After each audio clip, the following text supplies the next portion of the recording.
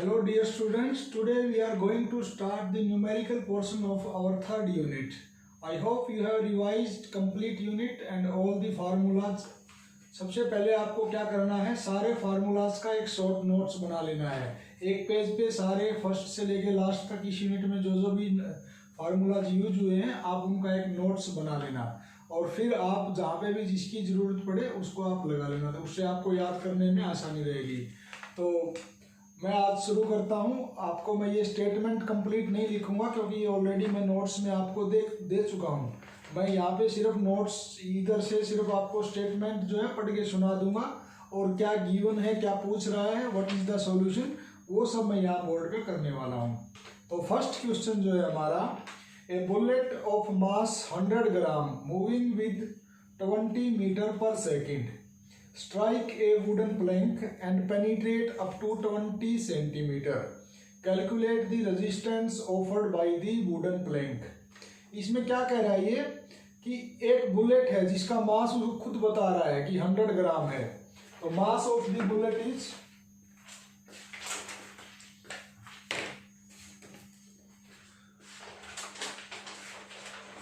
given that mass of bullet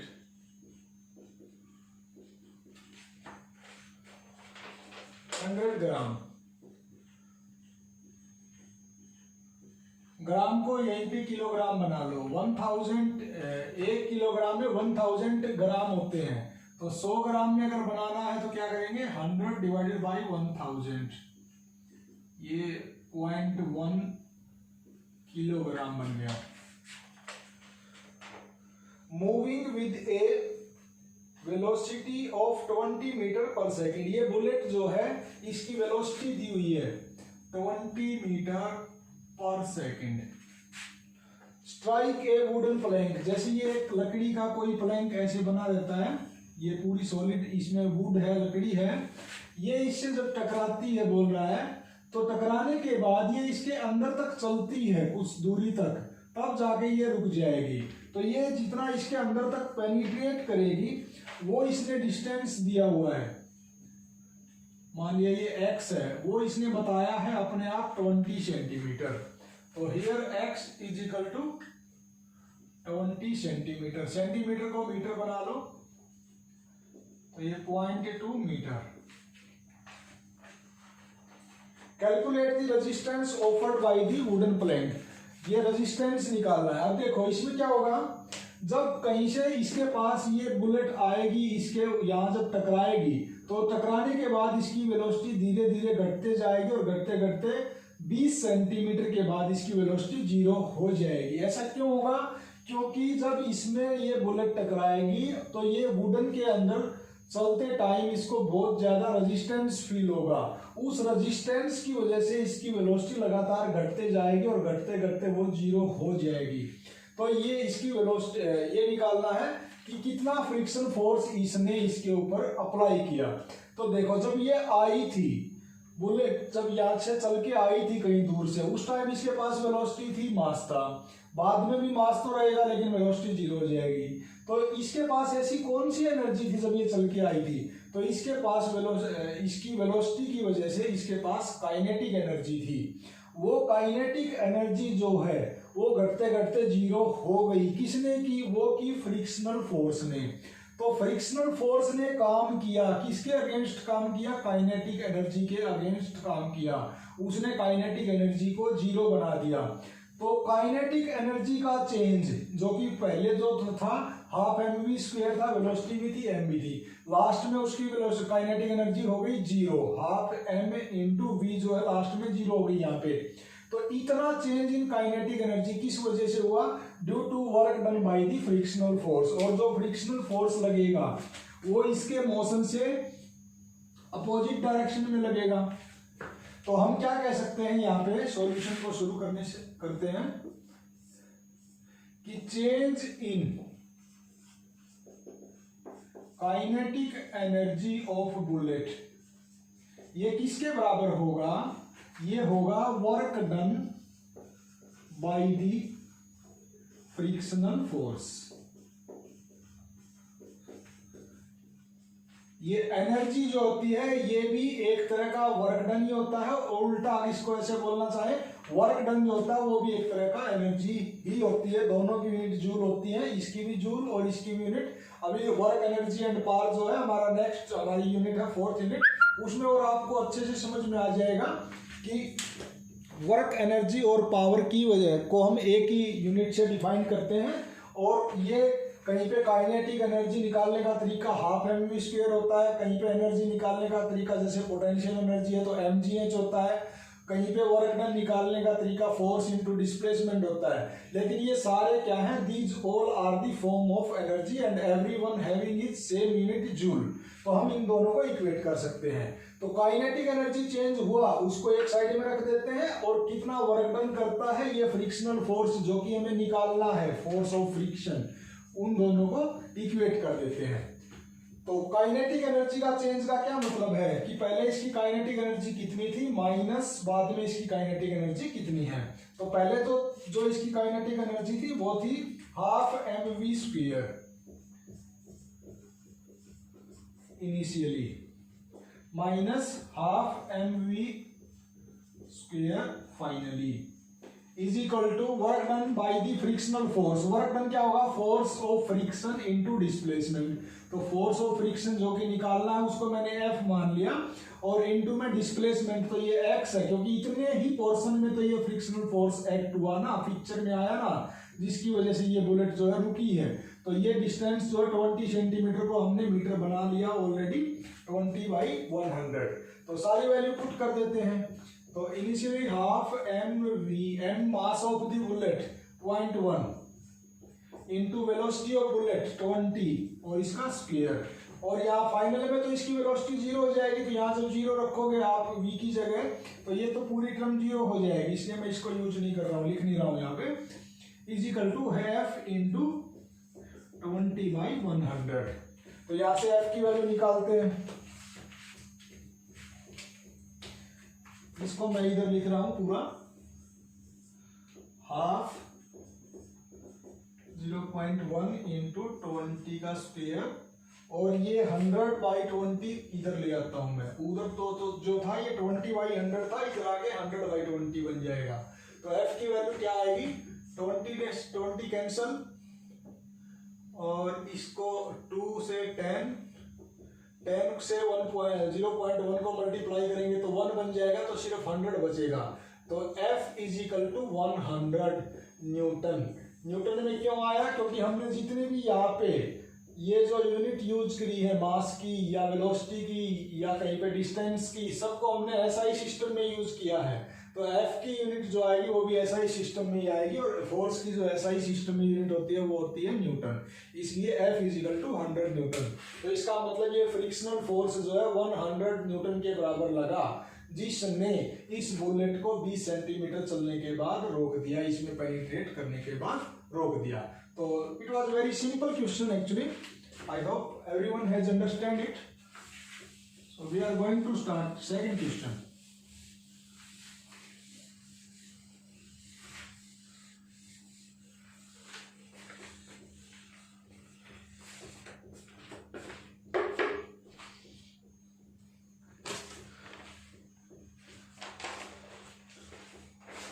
Question number 2. A balloon has a mass of 10 ग्राम। एक balloon है गुब्बारा जिसको आप बोलते हो, उसका मास दिया है 10 ग्राम एयर में, इन दी एयर।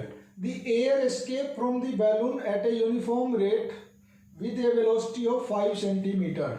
वो जो बैलून है उसमें से कहीं से छेद हो जाता है और उसमें से फिर जो है एयर निकलना शुरू हो जाती है, और वो जो एयर निकलती है वो एक यूनिफॉर्म वेलोसिटी के साथ निकलती है। पूरी एयर उसमें भरी हुई थी, उससे लेके बिल्कुल जब तक वो खाली हो जाता है उसकी वेलोसिटी, जिस वेलोसिटी से वो एयर बाहर निकल रही है वो चेंज नहीं होती है, और वो कांस्टेंट वेलोसिटी या यूनिफॉर्म वेलोसिटी इसने बताई 5 सेंटीमीटर पर second.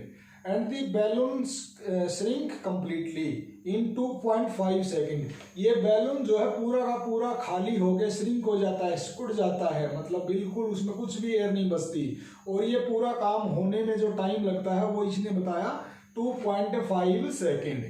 Calculate the average force acting on the balloon. इसने पूछा है कि एवरेज फोर्स निकालो कि इसके ऊपर कितना लगा, इसको खाली होने में जो फोर्स लग रहा था, इसको जो खाली करवा रहा था वो कितना था, क्योंकि कोई फोर्स लगेगा तभी तो एयर अंदर से बाहर आएगी ना। तो वो जो एवरेज फोर्स है, ये एवरेज वर्ड यहाँ पे इसने क्यों यूज किया, जब वो भरी हुई थी पूरा बैलून उस टाइम पे फोर्स ज्यादा लग रहा था, और बाद में जैसे जैसे खाली होता चला गया उस टाइम पे उसका फोर्स जो है, या ये बोलो कि अंदर से एयर जो आने वाली होती है वो कम रह जाती है, इसलिए वो फोर्स भी कम लगता है। तो इसने बोला है कि उस एवरेज फोर्स की आप वैल्यू निकालो। तो first of all what is given, एक बैलून है, मान लिया दिस इज ए बैलून, इसका जो मास इसने बताया है 10 ग्राम बताया है, मास ऑफ बैलून। और वही इनिशियली कितना है, इनिशियल है तो इसलिए मैं MI लिख देता हूं, तो MI इज इक्वल टू 10 ग्राम।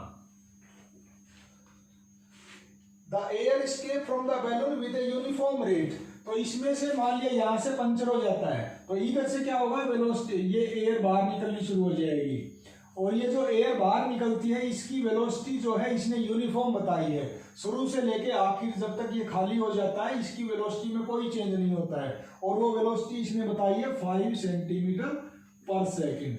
तो वेलोसिटी ऑफ एयर 5 सेंटीमीटर पर सेकेंड, तो इसको मीटर पर सेकेंड बना लेंगे तो क्या हो जाएगा, 5 डिवाइडेड बाई 100, सेंटीमीटर को मीटर बनाना है तो 100 मीटर पर सेकेंड। ओके, और ये सब कितने टाइम में हो रहा है, 2.5 सेकेंड में, time is equal to 2.5 second. तो 2.5 सेकेंड बाद इसका मास कितना हो जाएगा, फाइनल मास 0 हो जाएगा, बिल्कुल खाली हो जाएगा ये। Calculate the average force acting on the balloon, अब फोर्स निकालना है।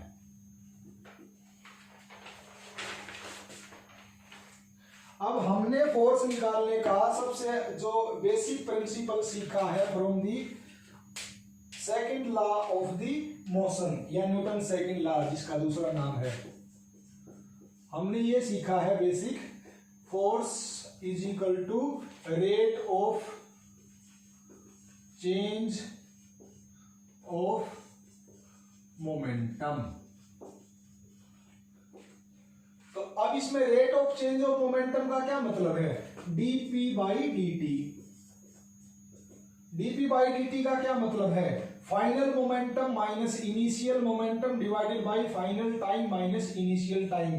तो नीचे final time minus initial time को तो हम टोटल टाइम भी लिख सकते हैं, और final momentum minus initial momentum को मैंने ऐसे लिख दिया, final momentum minus initial momentum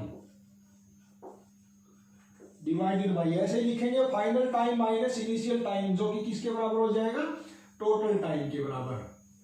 अब फाइनल मोमेंटम निकालना है तो क्या करेंगे, mass final minus velocity final, minus फिर करेंगे इनिशियल मोमेंटम निकालना तो क्या करेंगे, mass initial into velocity initial. तो सारी वैल्यू पुट कर देते हैं,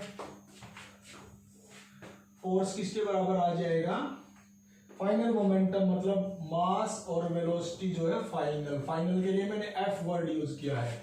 इसी तरीके से mass into velocity initial divided by total time मैंने टी से रिप्रेजेंट किया है।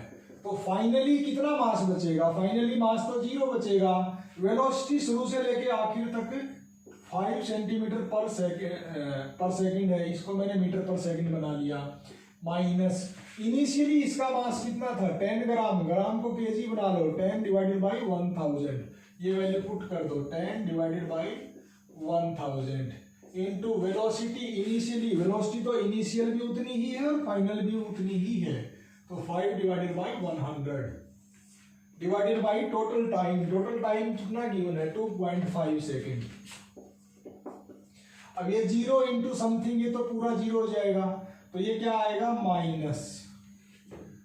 अब बाकी की चीजें लिखते हैं, 10 divided by 1000 into 5 divided by 100, और ये 2.5 डिवाइडेड बाई 1 हो जाएगा, तो 1 ऊपर चला जाएगा और नीचे 2.5, तो जो कैंसिल होता है कैंसिल कर देते हैं, और बाकी का इसमें जो रहता है उसको लिख देते हैं। तो ये एक जीरो से ये गया, इसका पॉइंट हटाना है तो ऊपर को 10 बना दिया मैंने, ये 5 और ये 2, तो ये कितना आ जाएगा 2 × 10⁻⁻⁴ न्यूटन। क्योंकि हम सब कुछ यूनिट जो है एसआई सिस्टम में रख के चल रहे हैं, तो ये भी एसआई सिस्टम में। आप पूछोगे सर ये माइनस कहाँ आया, तो देखो इस माइनस वर्ड का क्या मतलब है। माइनस वर्ड का मतलब सिर्फ डायरेक्शन को रिप्रेजेंट करता है कि किस डायरेक्शन में फोर्स अप्लाई करना पड़ेगा जिससे ये बैलून जो है खाली हुआ है। तो ये बैलून क्या है, अंदर से फोर्स लग रहा है ना, अंदर से बाहर की तरफ फोर्स लग रहा है, इसलिए इसका जो मोमेंटम चेंज हुआ है वो मोमेंटम से अपोजिट डायरेक्शन में इसका फोर्स लग रहा है। क्योंकि मोमेंटम तो पहले ज्यादा था, बाद में कम रह जाता है इसका, तो बाहर की चीज का मोमेंटम बढ़ा है और इसका अंदर की चीज का मोमेंटम घटा है, इसलिए ये फोर्स की डायरेक्शन और मोमेंटम की डायरेक्शन एक दूसरे से अपोजिट है, इसलिए माइनस आया है। तो ये माइनस वर्ड अगर आया है तो आप आंसर में इसको ना लिख के डायरेक्ट यहाँ नीचे लिख सकते हो, air force is acting in the opposite direction of rate of change of momentum. तो उससे ये पता चल जाएगा कि माइनस वर्ड का या सॉरी माइनस साइन का क्या सिग्निफिकेंस है। तो I hope it was very easy question, all of you have understand it. We are going for third question, let me rub it. Okay.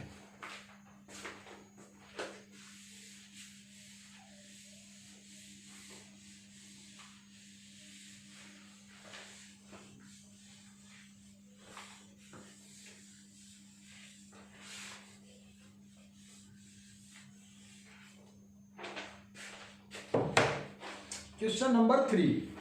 A batsman hit back a ball straight in the direction of the bowler without changing the initial speed of 12 meter per second. If the mass of ball is 0.15 kg, determine the impulse imparted to the ball. Assume linear motion of the ball. देखो पहले question को समझो। एक ball है, मान लिया ये ऐसे इस डायरेक्शन में चल के आती है, यहाँ पे एक बैटमैन खड़ा है, बोल रहा है कि ये बैटमैन इसको इस तरीके से मारता है कि इसकी जो इनिशियल वेलोसिटी दी हुई है इसने 12 मीटर पर सेकंड, ये चेंज नहीं होगी। चेंज नहीं होगी इसका क्या मतलब है कि ये इसको इस तरीके से हिट करेगा, हिट करने के बाद ये वापिस तो जाएगी, वापिस जब ये जाएगी तो इसकी वेलोसिटी का मैग्नीट्यूड चेंज नहीं होगा, लेकिन डायरेक्शन तो एकदम अपोजिट होगी ना। पहले ये इस डायरेक्शन में जा रही थी, अब बिल्कुल इससे अपोजिट जा रही है, तो इसकी फाइनल वेलोसिटी क्या हो जाएगी -12 metre per second. A batsman hit back a ball straight in the direction of bowler without changing the initial speed. Okay, mass of ball जो है दिया है इसने अपने आप 0.15 kg, ये जो बॉल है इसका मास दे दिया इसने। Determine the impulse imparted to the ball, impulse निकालना है।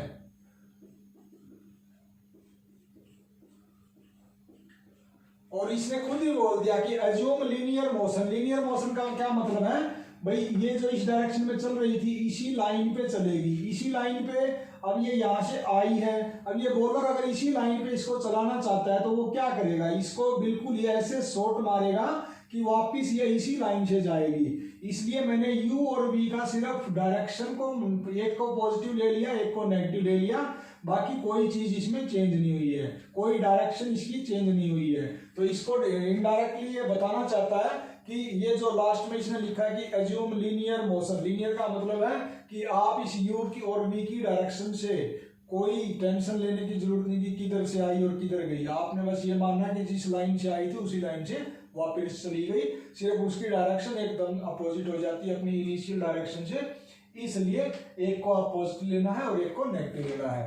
अब आपको इंपल्स निकालना है, तो इंपल्स मैंने बताया था इंपल्स का कॉन्सेप्ट। इंपल्स वो टर्म है जहाँ पे वेरिएबल फोर्स एप्लीकेशन में होता है, तो वहां पे हम इंपल्स निकालते हैं। तो इंपल्स क्या होता है कि force into time is equal to the change in momentum. तो आप यहाँ पे इंपल्स डायरेक्ट पूछा इसने, तो फोर्स इनटू टाइम, वहां से फोर्स नहीं पूछा, डायरेक्ट इंपल्स ही पूछ लिया।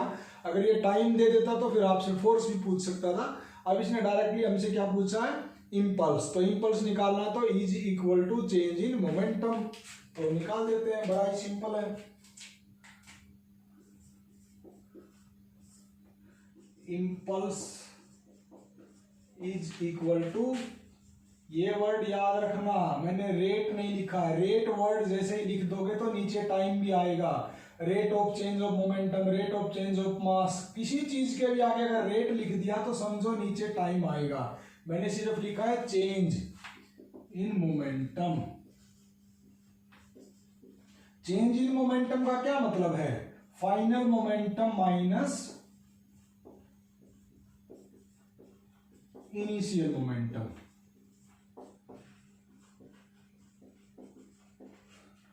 फाइनल मोमेंटम का क्या मतलब है, mass into velocity final minus mass into velocity initial.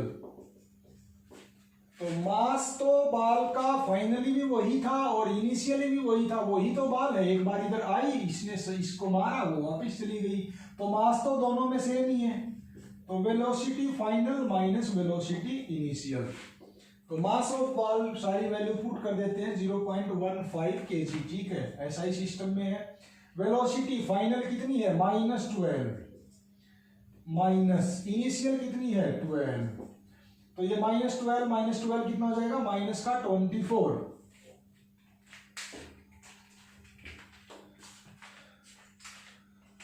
-0.15 into -24, तो माइनस आगे आ जाएगा। माइनस जब आगे आ जाएगा तो फिर क्या होगा, इसको मल्टीप्लाई करते हैं, 15 इंटू 4 60,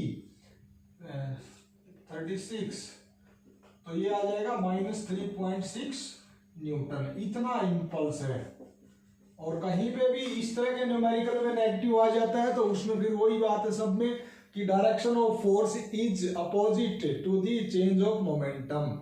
मोमेंटम से अपोजिट डायरेक्शन में फोर्स लगता है, इसलिए वहां पे माइनस आएगा। जिस डायरेक्शन में फोर्स लगाया अगर उसी डायरेक्शन में मोमेंटम होगा किसी बॉडी का तो फिर वहां पे हमेशा पॉजिटिव आएगा। तो इस तरह के न्यूमेरिकल में जब भी नेगेटिव आ जाए आपने नीचे एक लाइन जरूर लिखनी है, here change of momentum is in opposite direction to the applied force. बस इस माइनस वर्ड का यही सिग्निफिकेंस होता है। तो let's start next question.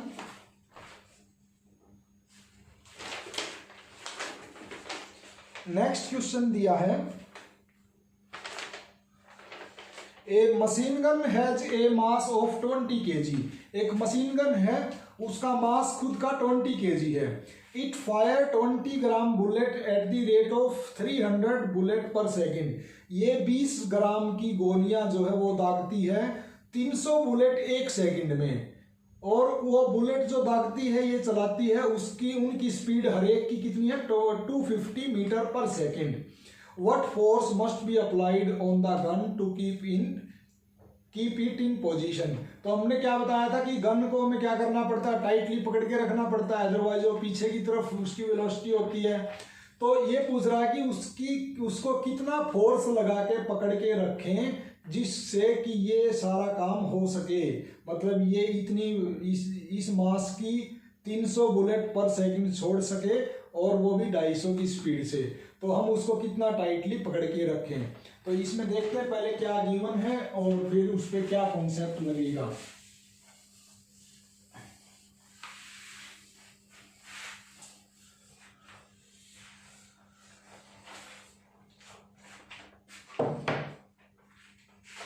Given that a machine gun has a mass, मान लिया ये मशीन गन है, इसका खुद का mass of machine gun 20 kg। It fire 20 gram bullet, mass of bullet वो कितना है 20 ग्राम। ग्राम को किलोग्राम बना लेते हैं यहीं पे, 20 divided by 1000 kg eight the rate of 300 bullet. तो नंबर ऑफ बुलेट कितनी हो गई 300 बुलेट पर सेकंड, इतनी bullet, number of bullet per second, तो ऐसे लिखना है आपको पर सेकंड। इसको और अच्छे से आप ऐसे लिख सकते हो 300 bullet per second at the speed of, हर एक बुलेट की कितनी स्पीड दी है 250 metre per second. What force must be applied on the gun to keep it in position, कितना फोर्स लगेगा। तो अब देखो इसमें वही कॉन्सेप्ट, फोर्स लगाना है। यहाँ पे हम इसको होल्ड करने के लिए जो फोर्स लगाएंगे, जिसको जितना फोर्स लगा के इसको होल्ड करेंगे उसकी वजह से इसमें से बुलेट निकलेंगी। तो अब इसमें क्या है, आपको वही force is equal to change in momentum का प्रिंसिपल लगाना है। तो चेंज इन मोमेंटम का प्रिंसिपल क्या होगा, force is equal to rate of change of momentum. Solution, force is equal to rate of change of momentum मतलब dp by dt। dp by dt का क्या मतलब है, final momentum minus initial momentum. तो final momentum को आप क्या लिखोगे, m into v final minus m into v initial divided by time, ऐसे आएगा। अब देखो इनिशियली जितनी भी इसके अंदर बुलेट जो यहाँ पे भरी हुई है, लोड की हुई है, इनिशियली क्या उनकी कोई वेलोसिटी है, उनकी वेलोसिटी तो जब ये चल पड़ेंगी ना, फाइनली तब है। तो इनिशियली कोई वेलोसिटी नहीं है, तो ये लास्ट वाली टर्म तो क्या बन जाएगी, जीरो बन जाएगी। तो क्या बचेगा, m into v final divided by time. इसको लिखते हैं, फिर देखते हैं क्या आता है। Force is equal to m into v final divided by time. अब एक बुलेट का मास कितना है, 20 ग्राम, और किलोग्राम बना दिया इसलिए 1000 केजी। इनटू में वेलोसिटी एक बुलेट की कितनी है 250 मीटर पर सेकंड। तो ये तो एक बुलेट की है ना, लेकिन हमें क्या निकालना है, change in momentum per unit time. ये सब क्या कितने टाइम में चाहते हैं हम, यूनिट टाइम में। तो यूनिट टाइम में कितनी बुलेट निकल जाती हैं, यूनिट टाइम में जितनी भी बुलेट निकल जाएंगी आपको वो लिखनी है। तो यूनिट टाइम में वो बोल रहा है ये निकलेंगी 300 बुलेट पर सेकंड। तो 300 बुलेट पर सेकंड। मैं इसको पूरा क्यों लिख रहा हूं, क्योंकि आप यूनिट को लेके कंफ्यूज होने वाले हो। देखो मास की यूनिट क्या है, किलोग्राम। ये वेलोसिटी की यूनिट क्या है, मीटर पर सेकंड। और ये बुलेट पर सेकंड में हमारा यूनिट सिस्टम सिर्फ क्या है इसमें, सेकंड। तो kilogram into metre per second square, mass into metre per second square. Metre per second square क्या होता है, एक्सीलरेशन होता है। तो मास इंटू एक्सीलरेशन किसकी यूनिट बन जाएगी, फोर्स की। तो आप यहाँ पे कंफ्यूज मत हो जाना, आपको डायरेक्टली यहाँ पे टाइम नहीं दिया है। आप ऐसे कंफ्यूज हो सकते हो कि टाइम तो दिया ही नहीं, तो टाइम नहीं दिया तो चेंज इन मोमेंटम के नीचे अगर टाइम नहीं आएगा तो फोर्स कैसे आएगा। तो टाइम यहाँ पे आपने इस टर्म से लेना है। इस टर्म में उसने इनडायरेक्ट तरीके से बता दिया कि पर सेकंड में इतनी बुलेट जाएंगी। तो एक बुलेट का मोमेंटम इतना है, 300 बुलेट का मोमेंटम, इसके साथ 300 मल्टीप्लाई कर दिया। और ये सब कितने काम में हो रहा है, ये 1 सेकंड में हो रहा है ना ये सारा काम। तो वो 1 सेकंड में होने की वजह से नीचे एक टाइम की यूनिट आ गई, इसलिए ये हमारा एक यूनिट वाइज जो है सिमेट्री बन गई। अब ये जो भी मैग्नीट्यूड आता है उसको निकाल देते हैं।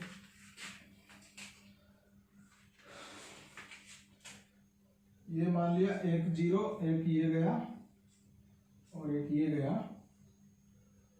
एक 0 इसकी यहां से चली जाएगी। तो ये 50 और 150, हाँ ठीक है, 1500 न्यूटन। इतना फोर्स लगाना पड़ेगा इसको होल्ड करने के लिए, तब जाके 20-20 ग्राम की 300 बुलेट ये छोड़ेगी हर सेकंड में, जिनकी स्पीड जो है 250 मीटर पर सेकंड होगी। तो ये इतना फोर्स आपको यहाँ पे इसको होल्ड करने के लिए लगाना पड़ेगा। ये mass of the machine gun जो दिया है, ये डाटा इसमें कहीं पे यूज नहीं होता है। ये डाटा तब यूज होता है कि आदमी का कितना लगेगा और मशीन गन का मास है तो उसकी वजह से कितना कम होगा। तो उस तरह की इसने कोई बात हमसे पूछी ही नहीं। कि ये मशीन गन हैवी है, लाइट है, उसका क्या इफेक्ट है, तब हम इसको शायद कहीं यूज कर सकते थे। तो ये डाटा यहाँ पे यूज नहीं होगा। तो ये न्यूमेरिकल भी हो गया। नेक्स्ट है find the apparent weight of a man. Apparent में वेट का कॉन्सेप्ट मैंने बताया था कि जब कोई बॉडी ऊपर या नीचे जा रही है विद सम एक्सीलरेशन, एक्सीलरेशन हो जाने की वजह से उसका वेट एक्चुअल से कुछ और ही अपीयर होता है, वो मशीन कुछ और ही दिखाती है। तो ये उस कॉन्सेप्ट के भी आप पे क्वेश्चन है। Find the apparent weight of a man weighing 49 kg on earth. मतलब जब वो रुका हुआ है उस टाइम पे धरती पे उसका अर्थ जो है 49 kg है। When he is standing in A lift, अब वो जब एक लिफ्ट में खड़ा है, फर्स्ट उसमें बोल रहा है कि rising with an acceleration of 1.2 metre per second. तो इसमें 3-4 पार्ट है, एक्चुअली 1 by 1 हम डिस्कस करेंगे।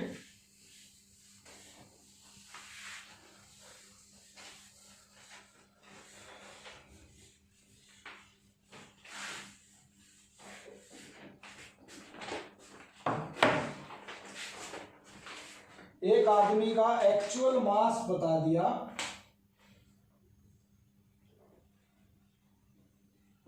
अर्थ के ऊपर, मतलब वो जब कहीं ऊपर या नीचे की तरफ नहीं चल रहा है, 49 kg।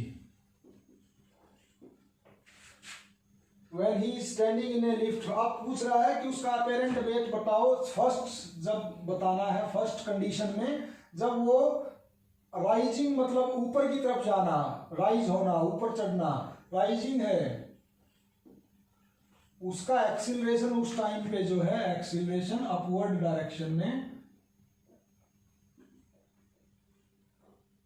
1.2 metre per second square. दूसरा going down with same acceleration. Second जो पूछ रहा है राइज नहीं है, बस डाउन है, और उस टाइम पे एक्सीलरेशन जो है सेम है, लेकिन अब नीचे की डायरेक्शन में जब वो लिफ्ट चलती है। और थर्ड जो है falling freely under gravity, free fall की कंडीशन। और फोर्थ जो है गोइंग अप और डाउन, ऊपर जाए या नीचे जाए, लेकिन उस टाइम पे वेलोसिटी जो है कांस्टेंट है, ऊपर या नीचे दोनों ही, लेकिन वेलोसिटी जो है कांस्टेंट है। तो सबसे पहले इस कॉन्सेप्ट को रिवाइज करो। इसमें क्या बताया था मैंने कि जब कोई बॉडी अगर किसी लिफ्ट में है, मान लिया इसका मास ये है mg, जब अगर ये ऊपर की तरफ जाती है और इसका इस लिफ्ट का एक्सीलरेशन अगर a है, तो मैंने पूरा कॉन्सेप्ट डिटेल में बताया था, और मैंने बताया था कि इसका जो अपेरेंट वेट होगा जब ये ऊपर की डायरेक्शन में जा रही होगी तो mg प्लस a होगा। जितना भी इसका एक्सीलरेशन होगा ऊपर जाने का वो इस mg के साथ ऐड हो जाएगा। इसका एक्चुअल वेट जो है बढ़ जाएगा, एक्चुअल जो सॉरी अपेरेंट वेट जो है इसके एक्चुअल वेट से ज्यादा दिखाई देगा मशीन में। ये मशीन इसकी रीडिंग ज्यादा दिखाएगी, लगेगा कि आदमी का वेट बढ़ गया है। ऐसा क्यों होगा? क्योंकि ये मशीन भी ऊपर की तरफ जा रही है, और वो मशीन जैसे ऊपर की तरफ जाएगी वो आदमी उसके ऊपर खड़ा हुआ है, तो वो नीचे से ऐसे एक्शन ज्यादा लगाएगी, उसकी वजह से उसकी रीडिंग जो है ज्यादा दिखाएगी। तो इस कंडीशन में mg प्लस a। दूसरी सिचुएशन जो मैंने बताई थी सेकंड, सेम लिफ्ट है, सेम इसके अंदर ये आदमी है, जब ये नीचे की डायरेक्शन में चलती है, अगर इसका एक्सीलरेशन a है तो उस टाइम पे इसकी जो अपेरेंट वेट होती है g माइनस a होता है। तो ये दो कॉन्सेप्ट मैंने अच्छे से बताए थे, जिसको नहीं पता वो वीडियो को दोबारा देख सकता है। इन्हीं को हम लगाते हैं। First rising acceleration 1.2 metre per second. तो हम इसको फर्स्ट को जब ये सोल्व करेंगे, कितना वेट होगा उसका mg plus a, mass of the man 49, g 9.8। g की वैल्यू जब तक कुछ भी नहीं बोलता है तो हमेशा 9.8 मीटर पर सेकेंड लेनी है।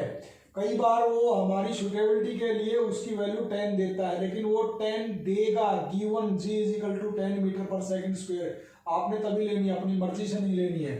अपनी मर्जी से जो है ये यूनिवर्सल कांस्टेंट है, हमेशा 9.8 ही लेना है। प्लस a एक्सीलरेशन, जब ये ऊपर जा रही है तो एक्सीलरेशन है 1.2, तो इसकी वैल्यू कितनी आ जाएगी 9.8 plus 1.2, I think this will be 11, तो ये 99 53। इतना इसका वेट दिखाएगा। वेट की क्या यूनिट होती है? m इंटू जी, मास इंटू एक्सीलरेशन। तो वेट की यूनिट न्यूटन होती है, इसको किलोग्राम मत लिख देना, ये मास नहीं है, वेट है। सेकंड, इसी में डाउन एक्सीलरेशन अब कितना है? 1.2। तो अब वो लगेगा m इंटू जी माइनस ए। तो m इंटू 49 इंटू जी की वैल्यू 9.8 माइनस ए की वैल्यू 1.2। तो इसको आप सोल्व कर लेना, जो भी वैल्यू आएगी। थर्ड जो है,